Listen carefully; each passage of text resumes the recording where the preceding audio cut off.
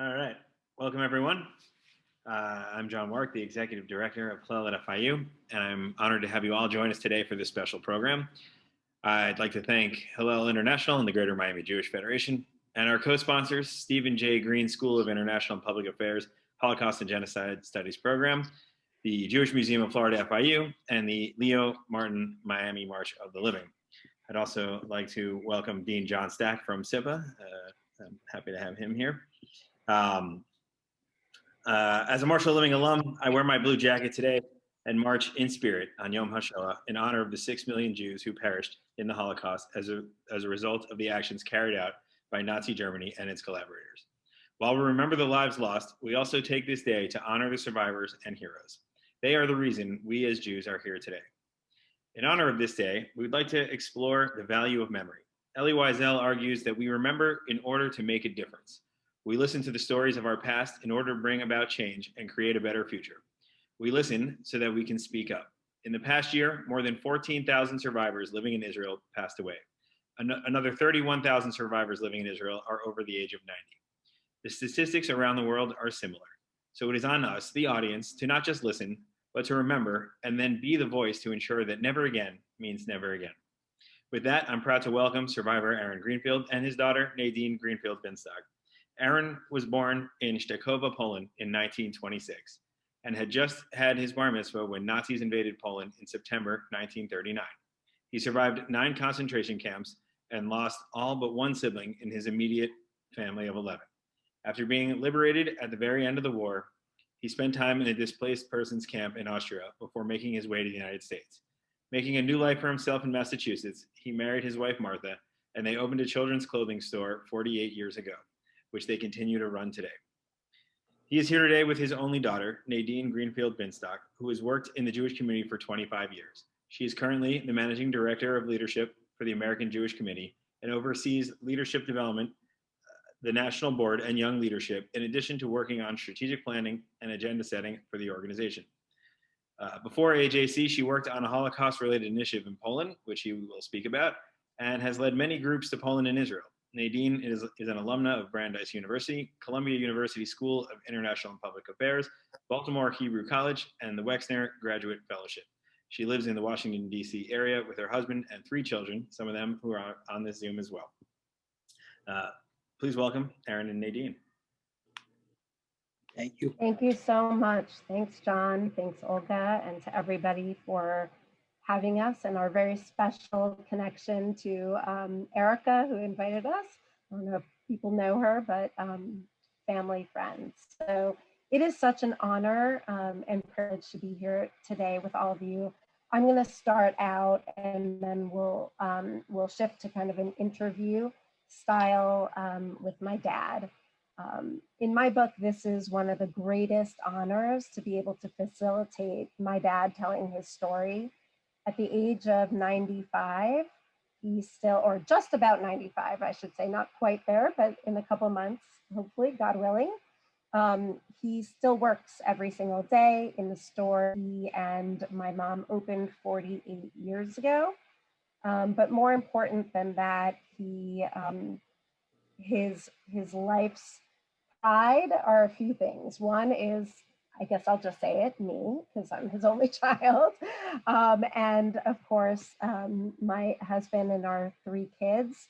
But in addition to that, he works to share his story with people of all demographics in all kinds of places. And his story is like every survivor, powerful and so important. And I know that my kids, I know you all know these stories will be told by others one day, not by survivors.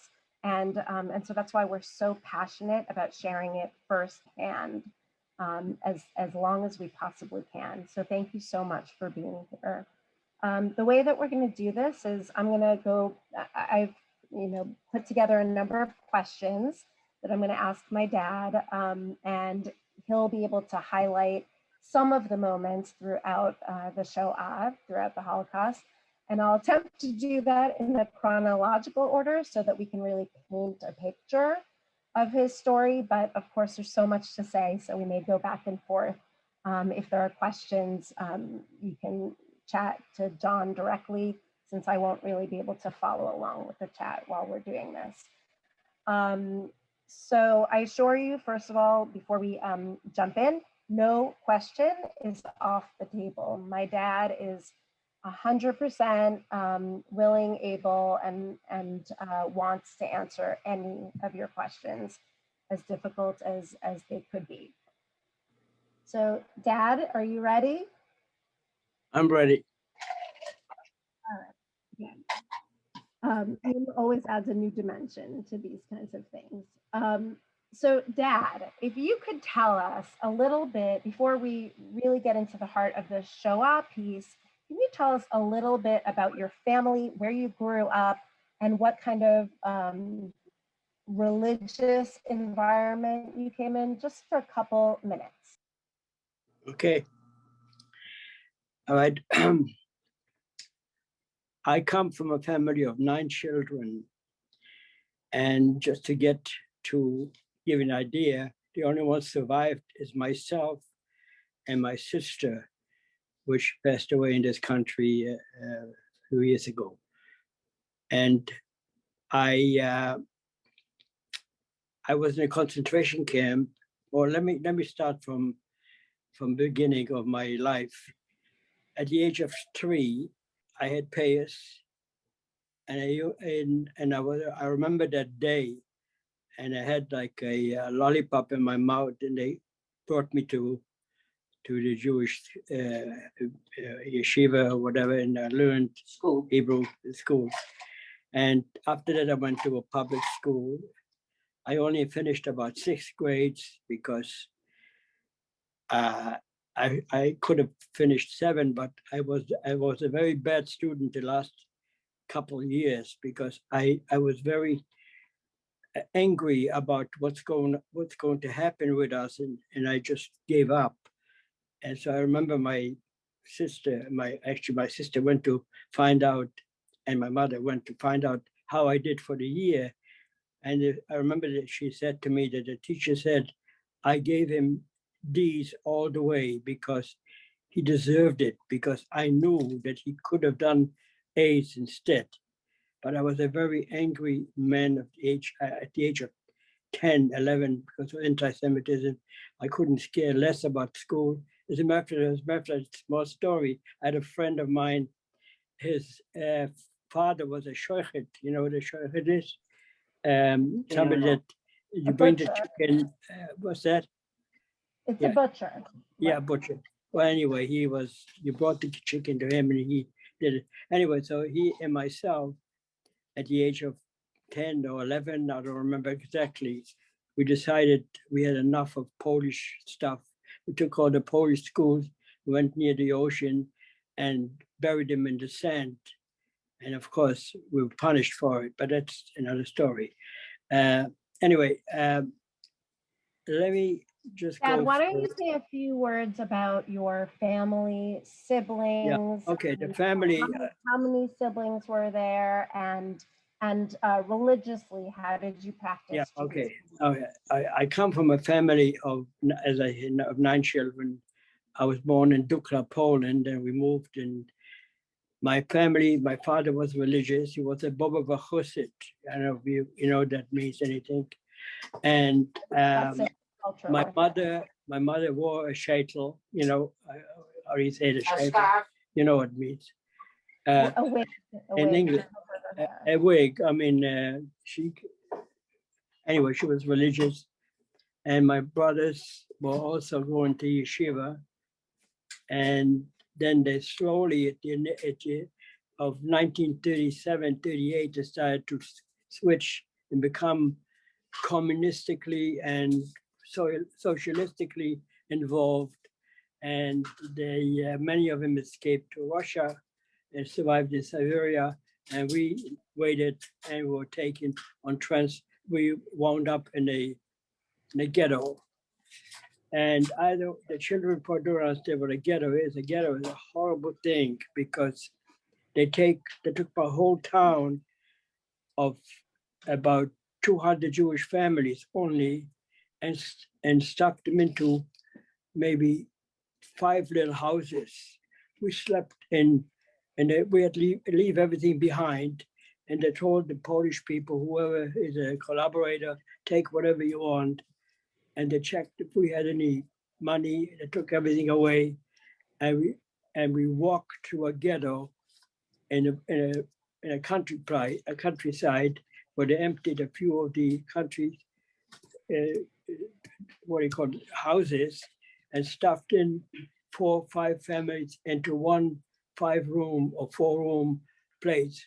We slept on the floor, on the bed, on the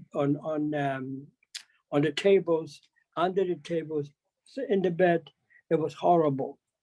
I was there for about 9 months, and by that time, they took my brothers and my father to concentration camp already, and they were gone.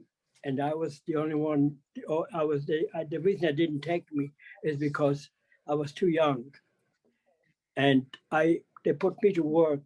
I worked in a what do you call it? A place where they take the skin of the leather to make. It's a leather tannery. Yeah. A leather tanner. Yeah. Dad, before you keep going, I just want to pause for a second to bring into line, where we are in this story. So you're 13 years old, and the Nazis rolled in truly on the first day of the war, September 1st, 1939, to Stratova. And you're 13 years old. You had just had a absolutely not normal bar mitzvah in the synagogue with a couple of people, with a rabbi and your dad, and that's it, right? And you ran home because the anti-Semites in the town were already starting to really harass the Jews of the town. So a little bit later than that, and of course there was no school anymore, etc. But Dad, when was it that you were truly moved out of your house and pushed to Pasterniak, the ghetto? Yeah. When was that exactly? Okay. Well, we were only in our own house, probably not more than a year. And by 1941, the beginning of 41, they moved us to a place 3 or 4 kilometers, which is about a mile or 2 miles away from our house, and pushed in 4 or 5 families into one 4-room apartment. And all the furniture that we left behind, they gave it to everybody that wants it, or every collaborator, every Polish, anybody that's not Jewish. They took it all away. We only carried something with us, and that's it. We walked over there, and we slept 4 or 5 families in a room, on the floor, everywhere, and starvation was unbelievable already.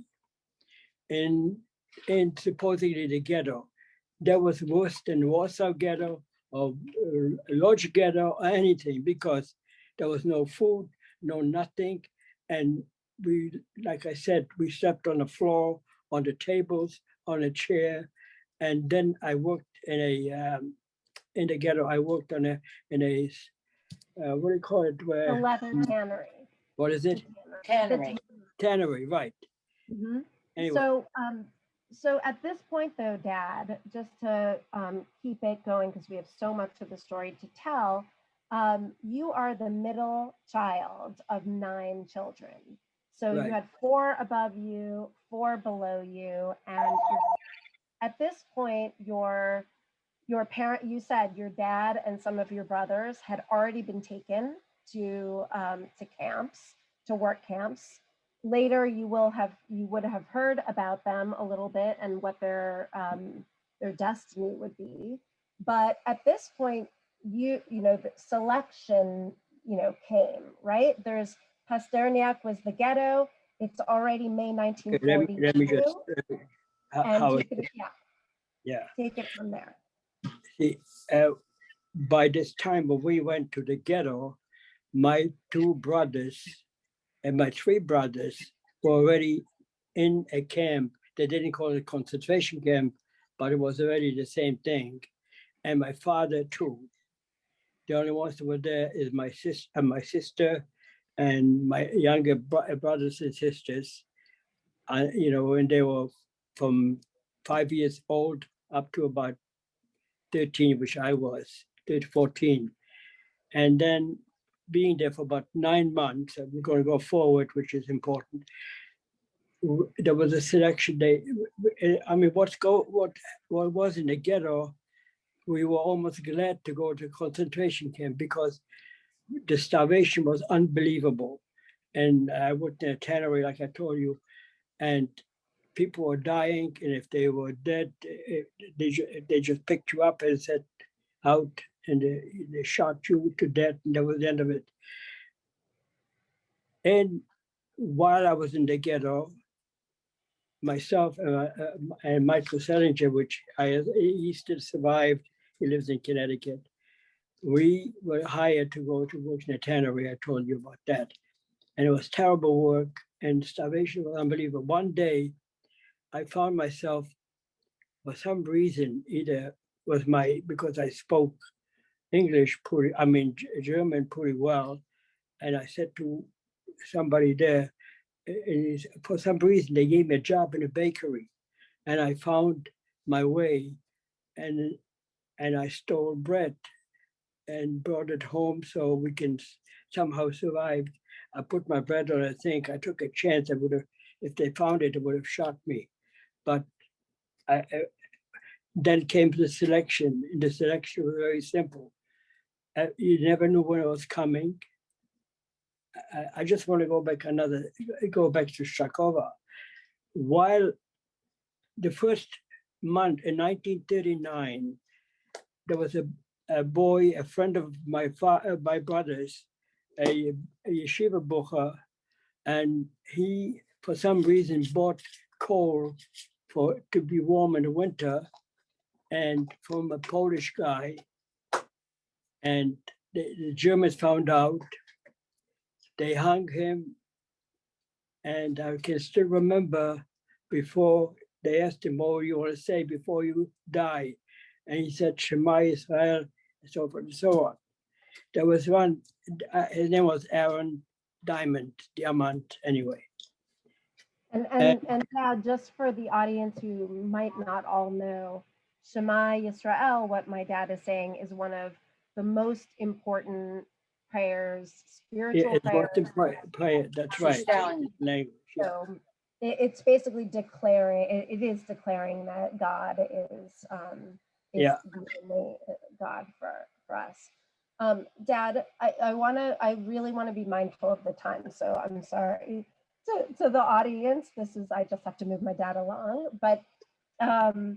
Dad, can you just tell about, I really want to get to the part when it's selection day and your mom comes to you and tells you, can you talk about that? That's right. Anyway, after being in that ghetto for a while, there was a selection. We already knew selection means the weak and the young go to be destroyed or killed. Gas chambers. In the gas chambers. Anyway, so I came out, and my mother said to me, put on long pants, and so you look older, and tell him you're 16. I was only 15. Because if under 16, you go straight to Auschwitz to be getting rid of, unless it's a miracle.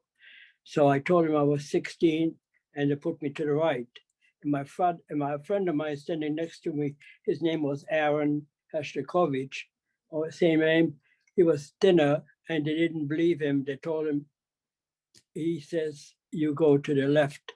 In other words, I never saw him again. They took him to Auschwitz, and he died. He came from a family of 11 children.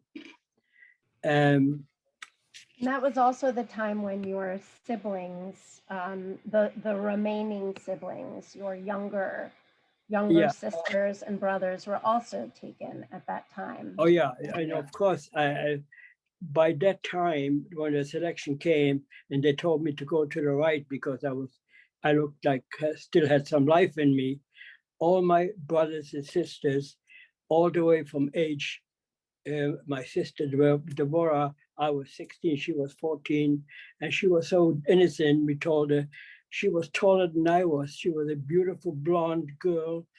I mean, she could go to getting away as a non-Jew, actually, almost. But she was so honest. You could not tell them you're 16. She would have survived with my sister in a concentration camp. But she told the truth that she was 14, and she went to Auschwitz and never saw her again. She was just. And your youngest sister, Rivka. My youngest sister, Rivka, was about 5 years old. And of course, she went with the transport. I found out that she didn't go right away. They went someplace, they survived another few months. But eventually, somebody came to the camp and told my sister that you might as well say Kaddish because they're all dead. Okay, any more questions?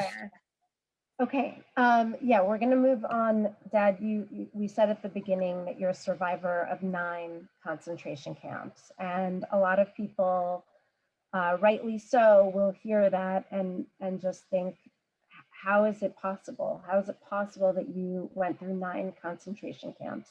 One of the things that you told me many times when I've interviewed you or we spoke about this is that in some ways you were lucky because you kept moving from place to place and were not in one camp long enough for any particular, somebody to get sick of you in a sense. So I just want to talk about how you made it from going from camp to camp. What did you do? You've told me about how you volunteered. You said, they would say, is there a tailor there? You would say, I'm a tailor. Is there a ammunition specialist? I'm an ammunition specialist. Exactly, yeah, that's what I did. I told them that my father was a tailor, whatever it is, if they needed me. I didn't say a tailor. In my case, I said my father knew how to do this kind of stuff. So they took me over there and I was cleaning bricks, old bricks, so they can reuse them again. And then I was digging for holes in the ground because they were actually building a railroad, the Germans. So they think the transport should go all over Germany. And that was, this is why I was so many camps. We finished the railroad digging for the train, what do you call it, the rails. They finished in one camp, then they moved us to another camp. And in one camp where I was, I'll never forget that one, the 5th one, was we slept in an old garage, one on top of the other, three bunk beds, what they call it, up, and straw. There was no mattress, it just a bag of straw.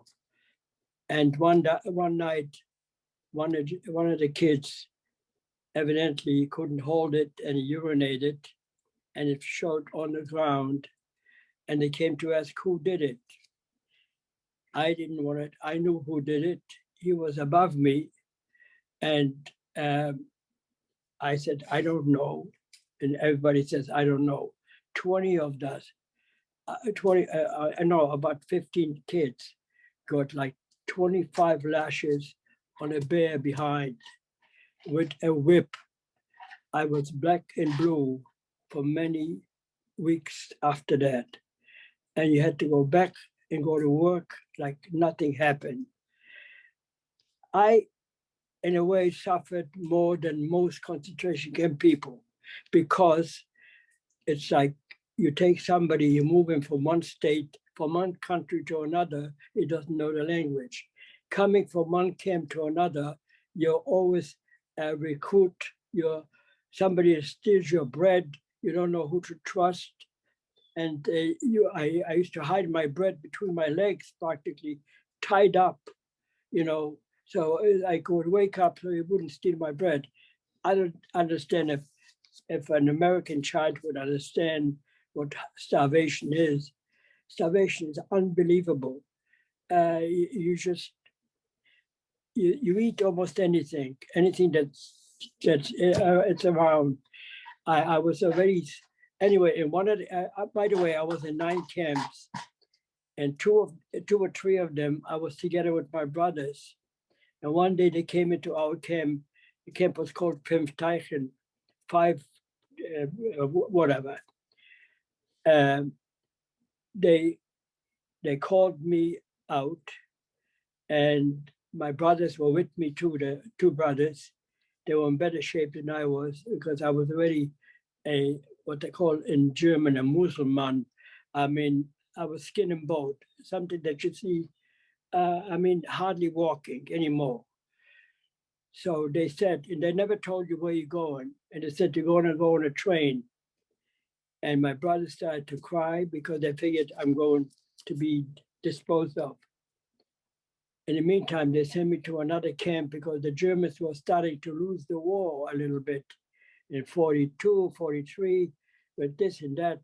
So they sent me to another camp where there's a job that's easier done. But the problem is, the thing is about this year that my brothers did not know. They cried, they knew I'm going to Auschwitz and be killed, be burned in crematorium. In the meantime, they sent me to another camp, and then to another camp. That was my 5th camp that they sent me. They took me away. My brothers were crying. They figured they never told you where you're going. In the meantime, my brothers, I heard, survived all the way to 1945. And the last day before Hitler lost the war, a few days, they killed most of the people in that camp, including my 2 brothers, Yossel and David. I found it out right after the war. Anyway, if there's more questions, Well, let's talk. I just want to highlight a couple of stories that I know from concentration camps that you've told before. So, can you talk a little bit about who Baruch Meister was and some of the things he did for you and what that was like to have? Oh yeah, okay. I'm glad you told me. In one camp that I wound up, I was in a couple of camps where he became what they call the main capo, concentration camp police, you know what I mean? But he was a neighbor of ours. He was not a religious Jew, but more conservative. He was in the army. He was what do you call the people that ride horses in the army, and the cavalry. Yeah. And he was very smart, and he became the headmaster of that concentration camp. In other words, Hitler told him, not Hitler, the Germans told him, you're responsible for everything they do. If they don't do right, we're gonna kill you. In other words, but he was tough, but he was also fair. He made sure that nobody does anything to anybody among us, steal our bread and so forth. And he knew my family, and he was in the cavalry. Like I mentioned, he was in the cavalry before the war as a soldier. But he came from a family not religious, very religious, but a very, very famous family. And he sent. He gave me a better job in one of the camps, and then my brothers were with my kids. Anyway, the last camp, one of the camps was called Pinstock, which 5 waters, whatever.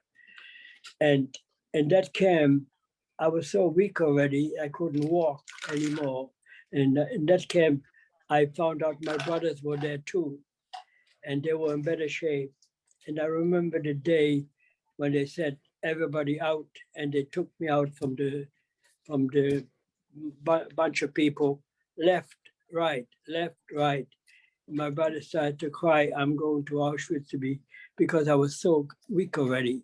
In the meantime, I wound up going to another camp. I got a job sitting down. Yeah.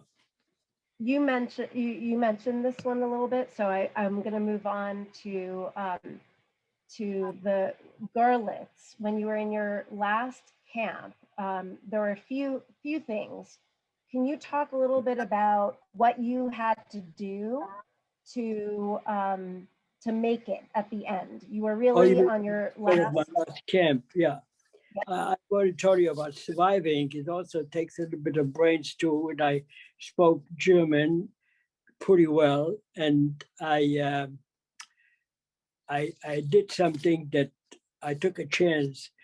In the last camp, it was called Ebersberg. Anyway, no, last camp, I decided there was a roll call. You had to get up in the morning, 5 o'clock, go take a cold shower, and go to work, walking 10 kilometers to work in the winter time. And I decided I'm going to take a chance. I'm not going to go to work. If they kill me, the heck with it.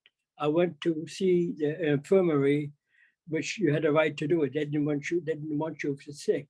If you're sick, they kill you. And I said to myself, well, they kill me, that's okay. So I went to the infirmary, and there was a doctor, a Jewish doctor, but he was a Hungarian doctor. He didn't speak a word of German or my language or anything. But he told me, he knew what I did. I took the thermometer. I was supposed to show that I have a fever in order to stay home.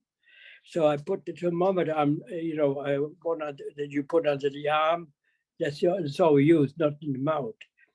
And I rubbed it to make sure I have 102 or something like that, or 100, in degree, you know what I'm talking about? Yeah. Yep, in Fahrenheit. Yeah. Celsius. So they said, okay, you stay back, stay home. So the reason I did it is because my barrack was next to the kitchen, and I already had an eye on it. So I figured if I stay home, I could steal soup during the day when the cooks are sleeping. And that's exactly what I did. I started to go in there. I was little, and I just put my hands into the big kettle and grabbed the potato, hot or cold or whatever, and I started to gain weight, and I was still doing good. And then I had an idea. I saw that the guy, the main couple, which was a German, he was actually not, he was in charge of us, but he himself was a criminal. He killed his own mother, you know what I mean? So, and it was crazy. He walked around with a whip. I said, well, what I got to lose? I can't take it anymore. So I decided I'm not going to go to roll call at 5 o'clock in the morning, whatever. And they were looking for me. I stayed back. I grabbed a broom, which was near the kitchen. And I said to myself, I'll take a chance.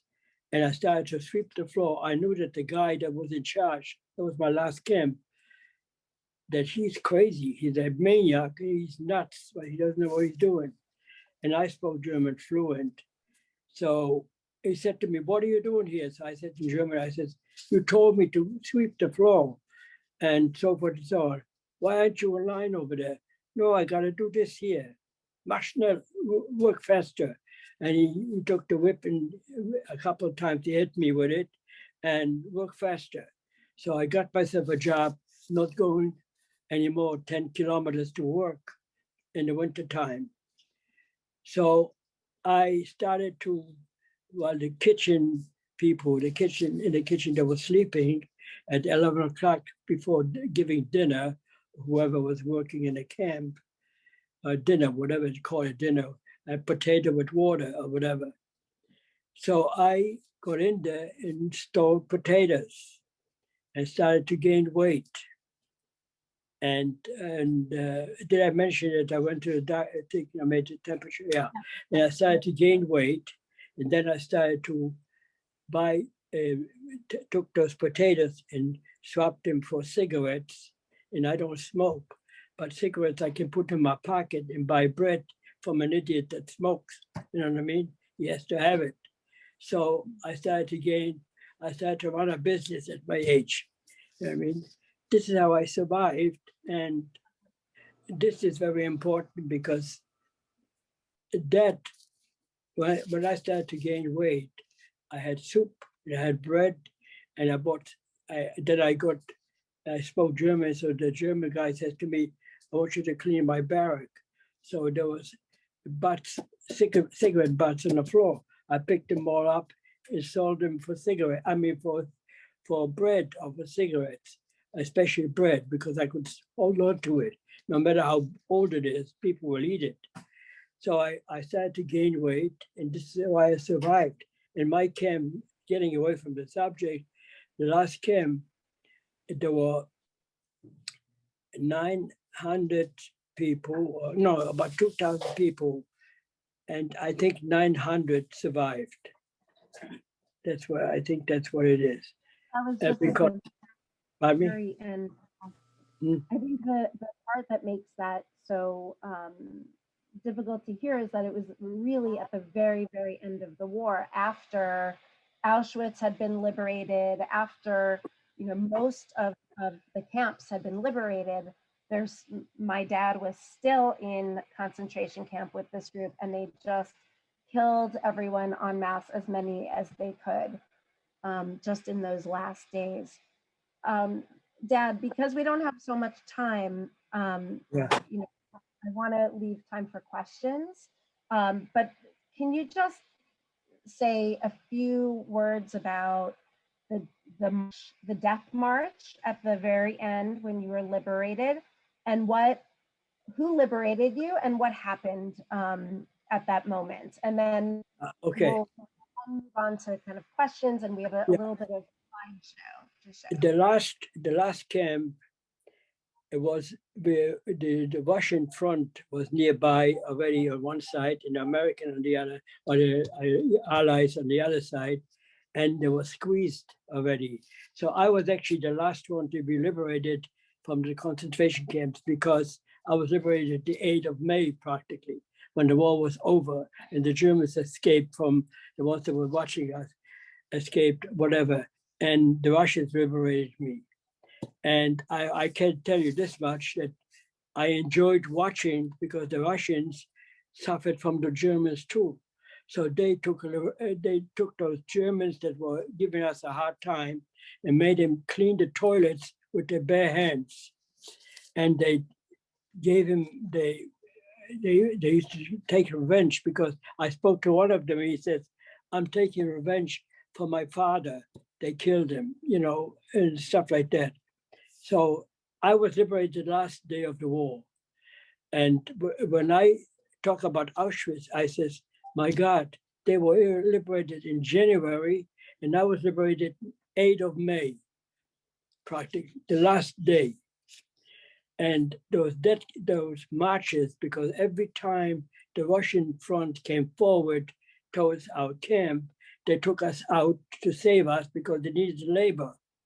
And back, and every time we went on the way back to be, oh yeah, I wanted to tell you, I'm glad I mentioned that. When we went out, we slept in different houses where the farmers escaped because they were afraid of Russians and so forth, and left everything behind. So we slept on the floor, and the what do you call the houses where the cows are, the outhouses anyway. And we slept on the floor and on straw. And what happened that time, I slept and I put my head on somebody else's stomach, because we were on the floor, and squeezed it, no room either. And somebody else slept on my stomach. When I woke up in the morning, he was dead. And I felt like I killed him, but that's what it was. So people always ask you, so what did you do? I says, believe it or not, the first thing I did, I stole his shoes. What? They say. So because my shoes were gone, it was winter, and stuff like that. And there was just one idea, to give you an idea. And the Russian front was being pushed back and forth. Every time the Russian front was pushed back, they brought us back to the barracks, and the punishment was unbelievable. They could kill us, we had food or no. It was just unbelievable. I survived because of my being, I don't know, smart or just, I don't know, just maybe being practical or maybe being a veteran of being at concentration camps because it was my ninth.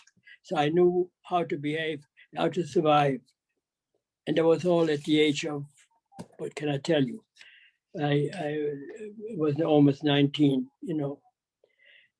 by then. Thank you, Dad. So I think I'm gonna, Dad, if it's okay with you, I'm gonna summarize a couple of things from after the war, and I'll show a couple pictures, and then we can take a few questions. Okay. So just as a summary, my dad survived truly the last day of the war. After that, it's kind of the question of what now? What do you do after you've lost your entire family and have to pick up all of the pieces and start your life again? And so what many survivors did was go back to their hometown to try to see, is anybody left? Is anybody from my family here? And my dad made the trek to Shakova, the town he grew up. Yeah. And on the way, he was told that his sister, Sala, was alive. So they reunited. To make a long story short, for lack of time, they reunited in Shakova. She was, as my dad has told me, sunken, almost practically dead. She was skinny like a skeleton, looked horrible, and Basali? Yeah. Anyway, when Well, she's talking. Yeah. had a lot of health issues for the rest of her life. But she did survive, and my dad and she never left each other's side pretty much after that until she passed away 11 years ago. Dad, do you want to say something about Sala? Yeah. But Sala, when I was liberated, which was the last day of the war, it took me 3 days on freight trains all the way to Poland. It was only altogether 150 miles or kilometers rather, but it was free. And anyway, I looked for my sister and I found her. And they told me all the Jewish girls that survived from camp are scared to death. They live in one place because they're afraid of the Polish people will finish them off.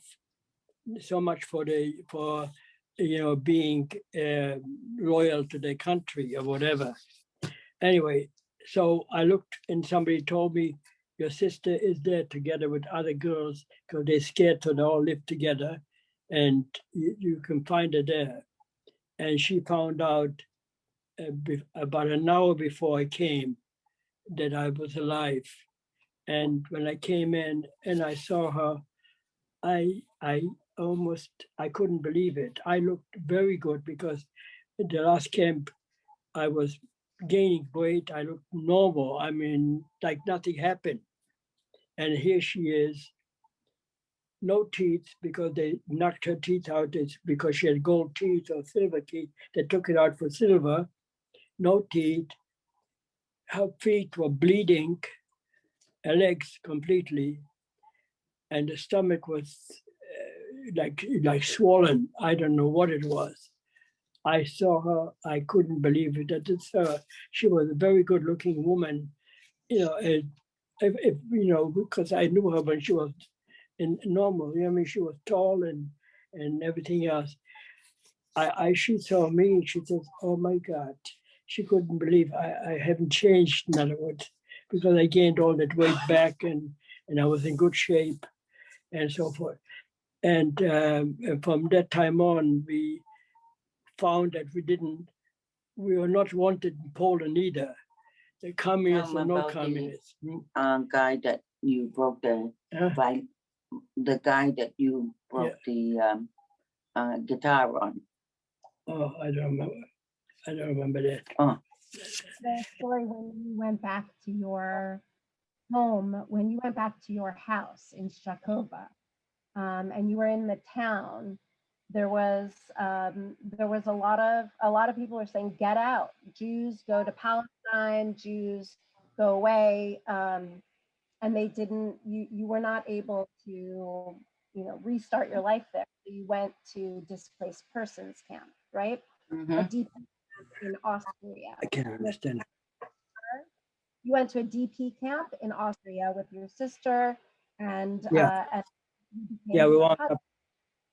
Yeah, Mhm. we were in Poland and then was smuggled our way with the Jewish bricha, what they call. They used to smuggle us away, and they took us to on trains and freight trains, and they lied for us that we are Greek Jews going back to Greece and all that. And it was paid off, and they smuggled us out from there to the Austria, all the way to Austria. And first of all, we stayed in Prague for a while in Czechoslovakia. And by that time, we already got help from the American, organizations. There was food, and well, so that's all I needed is food. And we stayed there for a year or so. And then we moved over to Austria, and we were in a DP, displaced person camp, which was, it was fantastic. It was a life of, it was unbelievable. Get all the food you want by that time, because the UNRWA and the American Jewish Committees, a Jewish organization, was sending in money. Not money, but food and clothing and stuff like that. So no problem. The displaced person camp was to me paradise. I got some kind of a job and to watch the door, and I got 3 meals a day, and I should have gone to school and learned a language. I learned, we get some more education, but I was having a good time, so it was good. And Dad, I'm going to show some of the pictures, and then maybe John, we can take a few questions before we wrap up. So I'm just going to share my screen for a moment. this is a picture of in my school or something. Yeah. Yeah, you're there. I'm there somewhere. She knows everything. Yeah. Nadine, you're muted now, so you need to unmute yourself. Sorry, probably because I was talking to myself trying to get this to work. Okay, so this picture here, you can see there's the caption here, but my dad is right here. I don't know if you can see my cursor. And what's interesting about this picture is that you can see that there are almost no other hats on kids' heads. So it was public school in 1934. And my dad was wearing a hat because he was a religious Jew. So he had that hat on. Oh gosh, this screen is really okay. Sorry about and this picture is also very interesting from 1937-38. 3 of my dad's siblings are here, a sister here, a brother who's right up here, and another brother who's right here. And a lot of kids have these things that look like dunce caps. They're triangular hats. It's because it was actually Purim, the holiday of Purim, and they wore triangular, people eat hamantaschen that are triangle for Haman's ears, or sometimes they say Haman's hats. So that's what that was, again, in a public school. Next, this is my dad's sister, Sala, the one that survived, the only one that survived. This was pre-war, and his brother, Yassel, in their town. I'm going to tell you how all these pictures survived in a moment. This is my dad's mother, who actually looks very, I would say, a lot older than she was here. I think times were already getting very difficult. But if you look at this picture, which is Sala again here, his sister, and his mother, Rosa, 1939. This picture is, I would say, my biggest treasure from all of this, because the story is that his mother said to Sala, come on, we're going to the photographer's studio to take a picture. And Salah said, what are you, crazy? It's late 1939, it's middle of the war. Why are we going to take a portrait? And they got there, and the photographer said, why don't you take off your armband? And she said, no, we're actually, basically featuring the armband, because if this picture survives, I want people to know what they did to us, and that they made us wear. In 1939, little did she know. This is a postcard. We have about 10 of these that was written to Salah in her camp, which was like a women's camp. And the interesting thing, a couple interesting things is, we've translated these, and they're very like neutral. They say, hope you're doing well, we're okay, we're working hard, things like that. Or they would say we're tired and hungry, but nothing terrible, because this Z here is for censored. And you can see the stamp here, Hitler's face on it. And now this is post-war. Those were the only pictures we have from before the war. These are family who all went to Palestine, now Israel. And that was in DP camps after the war. It's my dad after the war, DP camp, same thing, his naturalization. And I'm going to end this on, these are his grandchildren, and his prized possessions. So that's that. John, is there time for questions? I'm sorry that we're up to the last minute. I think we have time for a couple, so let's do that. We had one question. I know you were young at the time, but somebody asked about the anti-Semitism before the war, before the ghetto. What was it like in your hometown? What was the anti-Semitism like then? And Was it like in my hometown, how it was? Yeah. Well, you have to remember, I was 12 years old, and what it was in my own town is there was like 200 Jewish families. It's a small town, and 8,000 non-Jews. So we had a Jewish temple, and everything was fine in a way, but anti-Semitism started to come in very easily. I mean, not very much so. In 1937 and 38, there was a very, on the walls in Poland, Palestinian. In other words, the Polish people helping out the Germans, because, anybody is better than the Russians for them. So they said, Jews, get out, to go to Palestine, go to Israel, get out of here. And they already showed pictures in the movies.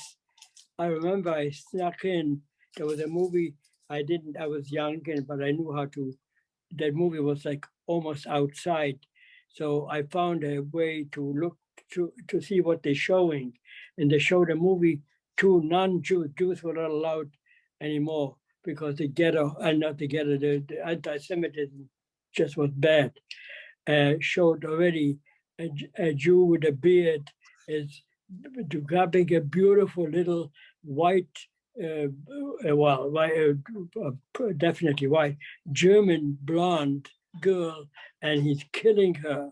And this is what they showed in the movies before they showed the picture. This was the propaganda was already coming in, being paid by the Germans, and the Russian and the Polish people were helping out, because they hated the Russians so much. They figured anybody's better than the Russians, So. And we have a question from a student who asked about anti-Semitism, the rise of anti-Semitism in the United States today. Your thoughts on that when you hear of, a shooting at a synagogue or anything that's occurred over the past couple of years. What's your reaction to that? To the situation, the situation here in America. Yeah. I'm not surprised, because politics sometimes goes with the wind. It depends what's blowing, as I say. We have now, thank God, there's Israel, but basically my opinion about the Jewish people in this country, they should do actually more for Judaism because this is just borrowed time, in my opinion, in any country for us Jews. So don't be so sure and don't go the other direction because you never know what's going to happen tomorrow. That's just my opinion. Absolutely. So, someone asked if you have returned to Poland after coming to America at all. I would, Yes, well, I returned to see what's going on, and with Nadine. You went. I went with Nadine. Nadine worked in Poland, in Auschwitz, and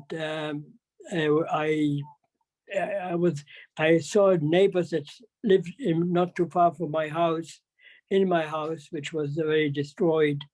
What was it? So the Polish people were very nice to me because some of them remembered me going to school with me, more or less. And I also want to tell you how the Polish people, when I came to the station in Poland, in my town Stakowa, on a train from my concentration camp, with some stuff and a guitar that I organized because the doors were empty. People were leaving everything behind, so you could take anything you want to. I don't play guitar, but I took it. I figured I could sell it for bread, whatever. So this guy, when I got to my station in my town, and a Polish kid, and I knew him. He went to school with me from 5th grade. I remember him. Viergus was his name. He says, "Oh my God," as they say, small bitch, you know what I mean? "You still alive, damn Jew." I was so angry, and I had the mandolin that I had in my hand, not that I played one. I took the mandolin, hit him over the head. He was so shocked that a Jew would fight back. But he walked away and didn't fight back. That was my first, as I say, welcome in my town. Then I met some people that I knew that went to school with me together, and they were very nice and so forth.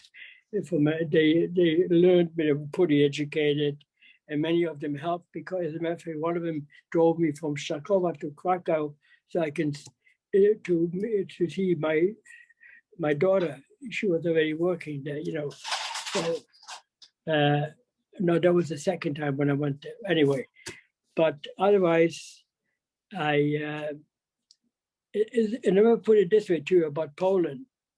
In a way, I was so glad that the Russians took over Poland because it's to me, it's like payback. I got Nekoma, Nekoma is Hebrew, revenge, I got revenge. They are suffering, and I said, I hope the Russians stay there forever. I actually hope that the Berlin Wall will be there forever, but then my dreams were not coming true. They took the wall down. In a way, the Polish people, I mean, you can't say all of them, but I was there and they were nothing but nice to me.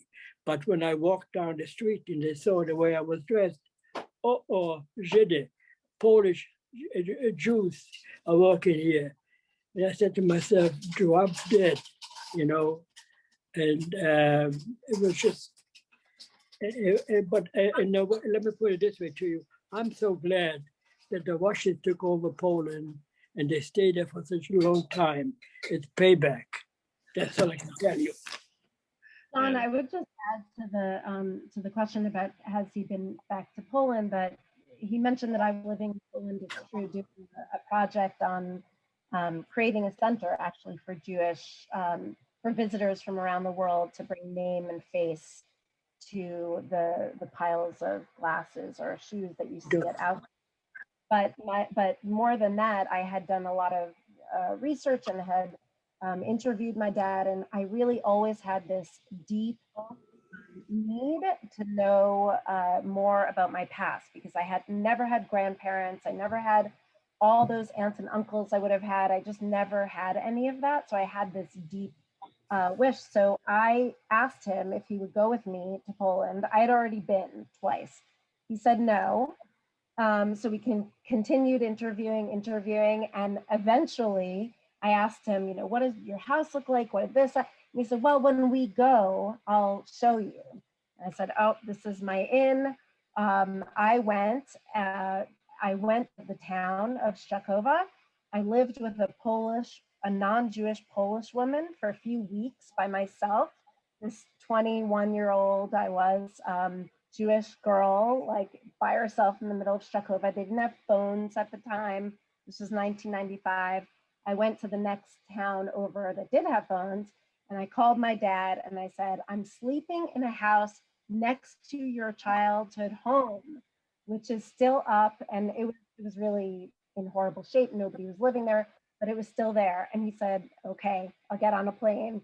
And he came, and we spent a few weeks, and we met some of the Polish elderly who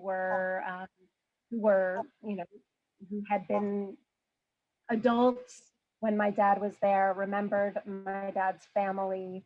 A lot of other things took place. So it was a very unbelievable experience that I think neither of us will ever forget. Wow. So we are short on time, so I want to get out with one final question. Aron, what message would you like to send the students who are present and future generations who are present here today? What message would you have for them? What message to the students? To the students that are listening to you. Well, let me put it this way to you. Make sure you watch. My wife, everybody says, I watch the news a lot. And the reason I watch the news is because I don't want to be surprised like I did with Hitler. So watch what's going on and do accordingly. Make sure you be aware of what's happening, what could happen. Don't read. When I came to this country, I go on a job to my job. On a bus. On a trolley in the bus. I used to pick up the newspapers. I couldn't read English that well, but still, I read the headlines and I learned the language pretty fast because I spoke German fluent and I'm good at that basically. So I watched the American kids. They take, or the American grown-ups, buying a newspaper, which cost money anyway, a nickel at that time, whatever. And they look at the front page and the back page, mostly the back page, who won the game. I said, what a wonderful world. That's all they had to worry about. Who won, the Yankees or the Red Sox or whatever. I said, my God, this is fantastic. I mean, and it has never changed. I thank God for them. I read the papers. I read always papers. My wife, she brings me papers. My daughter sends me papers. I know what's going on everywhere. And maybe because I'm a Holocaust survivor, I know it can happen again. What am I doing? Absolutely. I can't see your picture. There you go. Okay. My boss. I got two bosses. All right. Anyway, so basically, I could have, if I had more help and I had more money, I would have gone to school because I was a horrible student because of anti-Semitism.